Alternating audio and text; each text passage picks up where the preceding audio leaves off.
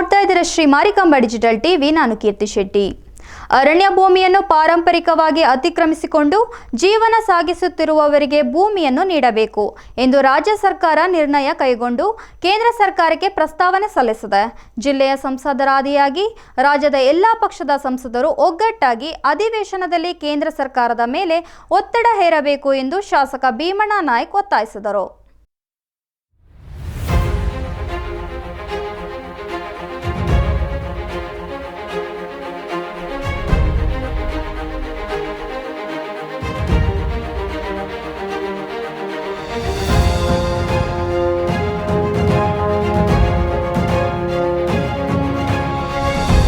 ಸೋಮವಾರ ತಮ್ಮ ಕಾರ್ಯಾಲಯದಲ್ಲಿ ಕರೆದ ಸುದ್ದಿಗೋಷ್ಠಿಯಲ್ಲಿ ಮಾತನಾಡಿದ ಶಾಸಕ ಭೀಮಣ್ಣ ನಾಯ್ಕ್, ರಾಜ್ಯ ಹಾಗೂ ಜಿಲ್ಲೆಯಲ್ಲಿ ಲಕ್ಷಾಂತರ ಕುಟುಂಬಗಳು ಹಲವಾರು ವರ್ಷಗಳಿಂದ ಅರಣ್ಯ ಭೂಮಿಯನ್ನ ಅತಿಕ್ರಮಿಸಿಕೊಂಡು ಜೀವನ ಸಾಗಿಸುತ್ತಾರೆ. ಆದರೆ ಈ ನಡುವೆ ಅವರು ಅನುಭವಿಸುತ್ತಿರುವ ತೊಂದರೆ ನಿವಾರಿಸಲು ಮತ್ತು ಅವರಿಗೆ ಭೂಮಿಯನ್ನು ನೀಡುವಂತೆ ರವೀಂದ್ರ ನಾಯ್ಕ್ ಸೇರಿದಂತೆ ಹಲವರು ಹೋರಾಟ ಮಾಡಿದ್ದಾರೆ. ಅವರಿಗೆ ನ್ಯಾಯ ಒದಗಿಸಿ ಅರಣ್ಯ ಅತಿಕ್ರಮಣದಾರರಿಗೆ ಭೂಮಿ ನೀಡಲು ರಾಜ್ಯದ ಕಾಂಗ್ರೆಸ್ ಸರ್ಕಾರ ಒಕ್ಕೊರಲಿನಿಂದ ನಿರ್ಣಯ ಕೈಗೊಂಡು ಕೇಂದ್ರಕ್ಕೆ ಕಳುಹಿಸಲಾಗಿದೆ. ಕೇಂದ್ರ ಸರ್ಕಾರ ಇದನ್ನು ಗಂಭೀರವಾಗಿ ಪರಿಗಣಿಸಬೇಕು ಎಂದು ಆಗ್ರಹಿಸಿದರು. ಬೆಟ್ಟದ ಭೂಮಿ ಸರ್ಕಾರದ ವಶಕ್ಕೆ ಪಡೆಯಬೇಕು ಎಂಬ ಬಿಜೆಪಿ ಸರ್ಕಾರ ಇದ್ದಾಗ ನಿರ್ಣಯ ಕೈಗೊಳ್ಳಲಾಗಿತ್ತು. ಅದರ ಕುರಿತು ಪ್ರಶ್ನಿಸಿ ಅವರನ್ನ ಭೂ ಒಡೆತನದವರಿಗೆ ನೀಡಬೇಕು ಎಂದು ಆಗ್ರಹಿಸಿದ್ದೇನೆ. ಬೆಟ್ಟ ಭೂಮಿ ಯಾವುದೇ ಕಾರಣಕ್ಕೂ ಸರ್ಕಾರದ ವಶಕ್ಕೆ ಹೋಗದೆ ಭೂ ಮಾಲೀಕರ ಬಳಕೆಗೆ ಸಿಗಬೇಕಿದೆ. ಈ ಬಗ್ಗೆ ಜಿಲ್ಲೆಯ ರೈತರ ಪರವಾಗಿ ಸರ್ಕಾರವನ್ನ ಒತ್ತಾಯ ಮಾಡಿದ್ದೇನೆ. ಮುಂದಿನ ದಿನಗಳಲ್ಲಿಯೂ ಹೋರಾಟ ಮಾಡುತ್ತೇವೆ ಎಂದರು. ಕಳೆದ 20 ದಿನಗಳಿಂದ ನಿರಂತರವಾಗಿ ಸುರಿದ ಮಳೆಯಿಂದ ಕ್ಷೇತ್ರದಾದ್ಯಂತ ಸಾಕಷ್ಟು ಪ್ರಮಾಣದಲ್ಲಿ ಹಾನಿಯಾಗಿದೆ. ಈಗಾಗಲೇ ಅಧಿಕಾರಿಗಳ ಜೊತೆ ಭೇಟಿ ನೀಡಿ ಪರಿಶೀಲನೆ ನಡೆಸಿದ್ದೇನೆ. ವಾಸ್ತವ್ಯದ ಮನೆ ಹಾನಿಯಾದ ಕುಟುಂಬಕ್ಕೆ 1,20,000 ರೂಪಾಯಿ ಆರ್ಥಿಕ ಸಹಾಯ ಮಾಡಿ ಆತ್ಮಸ್ಥೈರ್ಯ ತುಂಬುವ ಕೆಲಸ ಮಾಡಲಾಗಿದೆ ಎಂದರು. ಸುದ್ದಿಗೋಷ್ಠಿಯಲ್ಲಿ ನಗರ ಯೋಜನಾ ಪ್ರಾಧಿಕಾರ ಅಧ್ಯಕ್ಷ ಜಗದೀಶ್ ಗೌಡ, ನಗರಸಭಾ ಸದಸ್ಯರಾದ ಪ್ರದೀಪ್ ಶೆಟ್ಟಿ, ಖಾದರ್ ಆನವಟ್ಟಿ, ಜಿಲ್ಲಾ ಪಂಚಾಯತ್ ಮಾಜಿ ಸದಸ್ಯ ಜಿಎನ್ ಹೆಗಡೆ ಮುರೇಗಾರ್, ಪ್ರಮುಖರಾದ ಎಸ್ಕೆ ಭಾಗವತ್, ಶಿರ್ಸಿಮಕ್ಕಿ, ಸುಮಾ ಉಮಾ ಉಗ್ರಾಣಕರ್, ಗೀತಾ ಶೆಟ್ಟಿ ಮತ್ತಿತರರು ಉಪಸ್ಥಿತರಿದ್ದರು. ಅರಣ್ಯ ಇಲಾಖೆಯ ವಿಳಂಬದಿಂದ ಶಿರ್ಸಿ ಹಾವೇರಿ ರಾಷ್ಟ್ರೀಯ ಹೆದ್ದಾರಿ ನಿರ್ಮಾಣಕ್ಕೆ ಅಡಚಣೆ ಉಂಟಾಗುತ್ತಿದೆ ಎಂದು ಗುತ್ತಿಗೆ ಕಂಪನಿ ಹೇಳುತ್ತಿದೆ ಎಂದು ಮಾಧ್ಯಮದವರು ಶಾಸಕರ ಗಮನಕ್ಕೆ ತಂದಾಗ ಈ ಬಗ್ಗೆ ಪರಿಶೀಲನೆ ನಡೆಸಿದಾಗ ಶಿರ್ಸಿ ಹಾವೇರಿ ಹೆದ್ದಾರಿಯ ಅರಣ್ಯ ಜಾಗ ಹಸ್ತಾಂತರದ ದಾಖಲೆ ಪತ್ರಗಳು ಅರಣ್ಯ ಭವನದಲ್ಲಿ ಸಲ್ಲಿಕೆ ಆಗಿಲ್ಲ ಎಂದು ತಿಳಿದು ಬಂದಿದೆ. ಈ ಕುರಿತು ಅರಣ್ಯ ಸಚಿವರ ಜೊತೆ ಚರ್ಚಿಸಿ ರಾಜ್ಯ ಸರ್ಕಾರದಿಂದ ಆದಷ್ಟು ಬೇಗ ಸಮಸ್ಯೆ ನಿವಾರಣೆಗೆ ಆದ್ಯತೆ ಮೇರೆಗೆ ಪ್ರಯತ್ನ ನಡೆಸುತ್ತೇವೆ ಎಂದು ಶಾಸಕ ಭೀಮಣ್ಣ ನಾಯ್ಕ್ ಹೇಳಿದರು. ಯಲ್ಲಾಪುರದ ಎಪಿಎಂಸಿ ವ್ಯಾಪ್ತಿಯಲ್ಲಿ ಮಧ್ಯವರ್ತಿಗಳಿಂದ ಅಡಿಕೆ ಬೆಳೆಗಾರರಿಗೆ ಅನ್ಯಾಯವಾಗುತ್ತಿರುವ ಕುರಿತು ಅನೇಕ ಜನರು ಗಮನಕ್ಕೆ ತಂದಿದ್ದಾರೆ. ಎಪಿಎಂಸಿ ದಲಾಲಿ ಸಂಸ್ಥೆ ಹಾಗೂ ವ್ಯಾಪಾರಸ್ಥರಿಂದ ರೈತರಿಗೆ ಮೋಸ ಆಗುವುದನ್ನು ನಾನು ಸಹಿಸುವುದಿಲ್ಲ. ರೈತರ ಹಿತದೃಷ್ಟಿಯಿಂದ ಜಿಲ್ಲಾಧಿಕಾರಿಗಳ ಜೊತೆ ಮಾತನಾಡುತ್ತೇನೆ. ಸಮಗ್ರ ತನಿಖೆಯಾಗಿ ಯಾರೇ ತಪ್ಪು ಮಾಡಿದರೂ ಅವರಿಗೆ ಕಠಿಣ ಶಿಕ್ಷೆಯಾಗಬೇಕು ಎಂದು ಭೀಮಣ್ಣ ನಾಯ್ಕ್ ಉತ್ತರಿಸಿದರು. ಗೋಷ್ಠಿಗೆ ಬಂದಿರತಕ್ಕಂಥ ಎಲ್ಲ ಮಾಧ್ಯಮ ಸ್ನೇಹಿತರನ್ನ ಮತ್ತೊಮ್ಮೆ ಸ್ವಾಗತ ಮಾಡಿ ಈ ಪತ್ರಿಕಾ ಗೋಷ್ಠಿಯಲ್ಲಿ ಉಪಸ್ಥಿತರಿದ್ದ ನಮ್ಮೆಲ್ಲ ಮುಖಂಡರು ಕೂಡ ಮತ್ತೊಮ್ಮೆ ಸ್ವಾಗತವನ್ನು ಬಯಸ್ತೇನೆ. ತಮಗೆ ಗೊತ್ತು, ಈಗಾಗಲೇ ನಮ್ಮ ರಾಜ್ಯದಲ್ಲಿ ಜಿಲ್ಲೆಯಲ್ಲಿ ಸಾಕಷ್ಟು ಮಳೆ ಆಗಿ ಬಹಳಷ್ಟು ಅನಾಹುತಗಳು ಆಗಿರುವಂತಹದ್ದು. ನನ್ನ ಕ್ಷೇತ್ರದಲ್ಲೂ ಕೂಡ ಸಾಕಷ್ಟು ಮಳೆ ಆಗಿ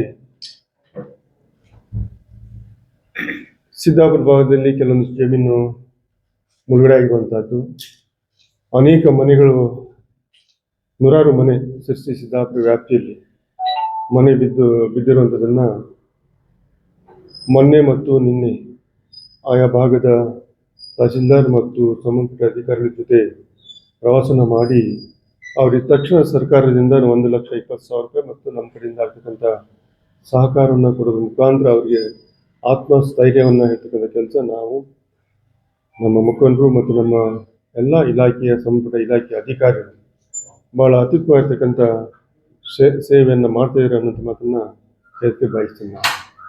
ಆ ನಿಟ್ಟಿನಲ್ಲಿ ಇವತ್ತು ಅಷ್ಟು ಮಳೆ ಆದರೂ ಕೂಡ ಅಂಥ ದೊಡ್ಡ ನಮ್ಮದು ಅಂಕೋಲದನ್ನು ಬಿಟ್ಟರೆ ಕೋಷ್ಟು ತುಂಬ ಆಗಿದೆ. ಈಗ ನಮ್ಮ ಅಂಕೋಲ ಆಗಿರುವಂಥದ್ದು ದೊಡ್ಡ ಘಟನೆ ಆಗಿರುವಂಥದ್ದು.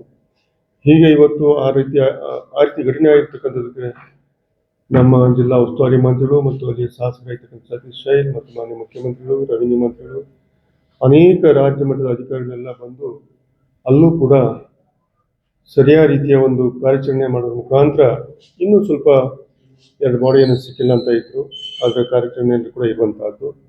ನನ್ನ ಕ್ಷೇತ್ರದಲ್ಲಿ ಅಂತ ದೊಡ್ಡ ಘಟನೆ ಆಗದಿದ್ರು ಕೂಡ ಸಾಕಷ್ಟು ಸಾವಿರಾರು ಮರಗಳು ಬಿದ್ದಿದ್ದಾವೆ. ಈಗ ಅನೇಕ ಕಡೆ ಇನ್ನೂ ವಿದ್ಯುತ್ ಸಂಪರ್ಕ ಮಾಡೋಕ್ಕೆ ಆಗ್ತಾ ಇಲ್ಲ.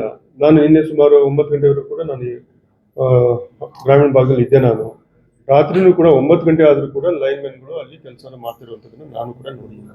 ಹೀಗೆ ಅವ್ರ ಜೊತೆಯಲ್ಲಿ ಅನೇಕ ಸಾರ್ವಜನಿಕರು ಕೂಡ ಅದಕ್ಕೆ ಸಹಕಾರ ಕೊಟ್ಟಿದ್ದನ್ನು ಕೂಡ ನಾನು ನೋಡ್ತಿದ್ದೀನಿ. ನಾನು ಹಾಗೆ ಅವರಿಗೆ ಅದಕ್ಕೆ ಸಹಕಾರ ಕೊಟ್ಟಿರುವಂಥವ್ರಿಗೆ ಕೂಡ ನಾನು ಅವ್ರನ್ನ ಹೇಳಕ್ಕೆ ಬಯಸ್ತೇನೆ. ಇನ್ನು ನಾನು ನಮ್ಮ ಜಿಲ್ಲೆಯ ದೊಡ್ಡ ಹಿಡುವೆ ಆಗುವಂತಹದ್ದು. ಯಾಕೆ ಮಾತಾಡ್ತೀರ ಅಲ್ಲಿ?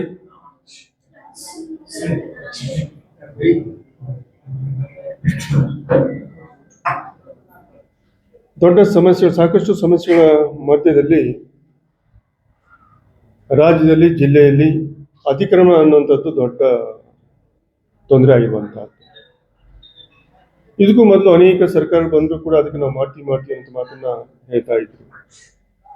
ಆದರೆ ಈ ಕ್ಷೇತ್ರ ಜನನ ಅವಕಾಶ ಕೊಟ್ಟಾಗ ಮೊದಲನೇ ಶಾಸನ ಸಭೆಯಲ್ಲಿ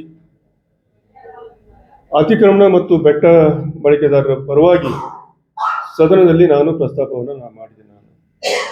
ಆ ಸಂದರ್ಭದಲ್ಲಿ ಅರಣ್ಯ ಮಂತ್ರಿಗಳಾಗಿರ್ತಕ್ಕಂಥ ಈಶ್ವರ್ ಖಂಡ್ರೆ ಅವರು ಸದನಕ್ಕೆ ಒಂದು ಮಾಹಿತಿಯನ್ನು ಕೊಟ್ಟರು.